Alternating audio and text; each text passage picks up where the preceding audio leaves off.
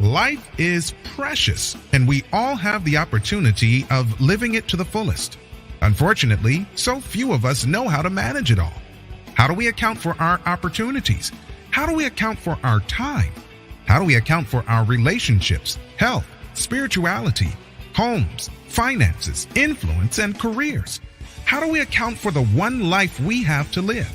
I am so glad you asked. In this program, you will find answers to all of these questions and more. Welcome to the Account for Your Life podcast with your host, the healthy accountant himself, Jay Moore. What's happening? Happy Monday. I want to welcome you back to another episode of the Account for Life podcast. And today we're talking about how I almost broke down. Man, I'm just going to share with you just some real-time events of transformation and things that's happening. And I'm just going to share with you a moment, man, where I had to hold back tears just so that I can remember what the calling really is. And so, I was coming out of the emergency room this morning, not because I was in there, I was visiting a family member. I'm not going to give a whole lot just because I just want to keep it real simple. Visiting a family member, something has occurred that, is life altering. And I'm coming out and it hit me. It hit me what the reality could be. So I want you to ask yourself, when it comes to hard things showing up in your life, are you willing to stand up and stand tall? Are you willing to say, you know what? I'm going to hold back the tears today. I'm not going to cry. What I'm going to do is focus in. I'm going to focus in on what the real message is. And so here it was, coming out of the hospital. And I'm looking at the situation for what it is, and it's not looking good. And then here's where we have to be careful. I kind of looked forward a little bit. I looked forward a little bit and said, well, what if it was like this, like the bad stuff? What if it's like this? And that's when it was like, oh, tears. But I held them back. I didn't cry because I don't know, the Lord says, hold those back. Don't do that. Here's what you do instead. Give it to me. Just turn that stuff over to me. Let me handle that. You don't go breaking down. I've got something for you to do. Now, here's something that we all should think about. I'm thinking about it. Maybe you should. The moment something good happens, something bad can happen right with it. See, the thing is, are you willing to take the good and allow the bad to be handled in a way that still allows the good to happen? See, many times I've done it. Many times what we do is we say, you know what? Well, this bad thing I have to deal with more than I have to deal with the good thing. The good thing I'll come back to. The bad thing, I just got to handle that. See, God says this, and this is what he said to me. He said, son, do you believe me? Do you know who I am? Do you know what I'm capable of? I said, oh, yeah. Then he says, look, if you know that, then why don't you say something that's worthy of you knowing who I am? And that's when I just said something. I said something, and he says, look, I'll handle everything for you. You've given that over to me, but I've got something for you to do. So over the weekend, I was handling something. God told me to write a book. He says, write it, son.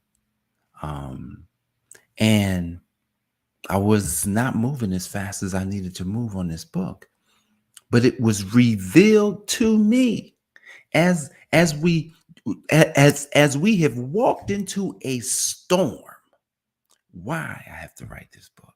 And literally, as I'm putting together these chapters in this book, the book came to life. What do you mean the book came to life, Jay? Here's what I mean. Literally, the things that I'm writing about are the things or the problems that have showed up in my life. Why this book is needed. Look at that problem right in front of you that you've got to deal with. That's why this book is important, because this book is going to help that problem. And I'm like, but it's me, God. He said, but it's me, son. And then he said, well, okay, God, I'm with you. So a lot of times, okay, so let's just think about this whole breakdown. Let's think about when we break down. And the breakdown comes, here's how a breakdown can come. You get bad news, death comes, situations show up, and then immediately we project the problem to its worst, like to the nth degree. Project it. Bam!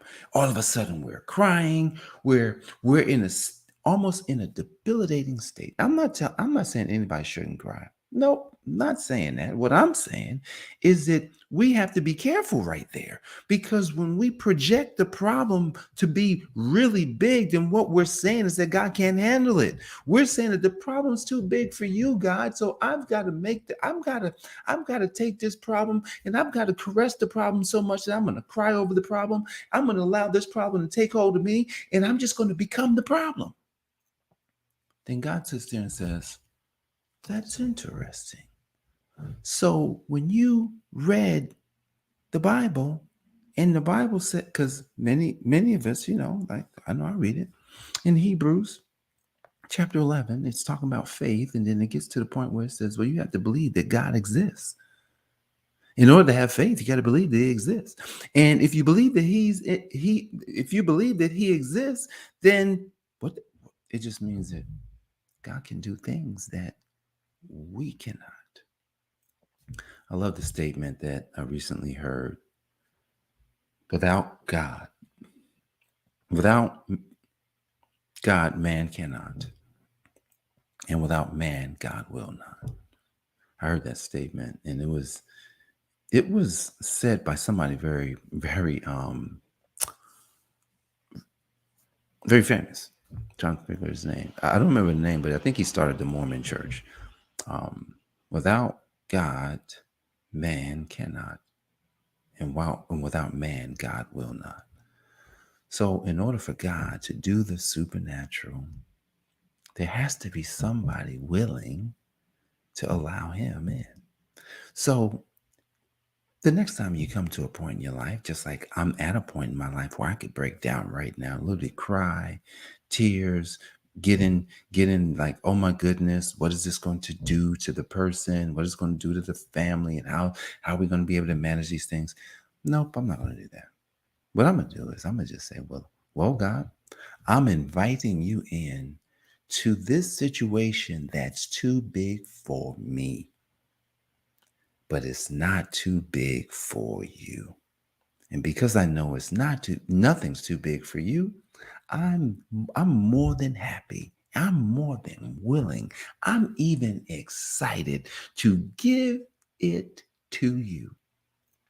Now that you have that, what can I do to make sure that I'm doing what you need me to do? And that's when God says, do your podcast, write the book, help the people, continue on the transformation journey that you are taking, because I will continue to change your life. Me, God, I'm going to change your life continually as you continue to do the things that I need you to do.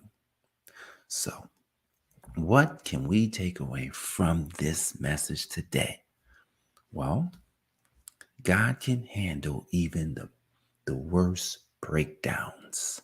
God can take from us situations that are too big from us and too big for us, and He can take it on, and it's so tiny, and He's like, oh, this was easy. This is easy work for me, son. So we have to do that, and then He says, well, then focus on this. He'll give you something, just like He gave me something. Focus on this. Do that. Become stronger. Stand tall. Every time something comes in the way, stand up, stand tall, stand out, and trust that the testimony is on the way.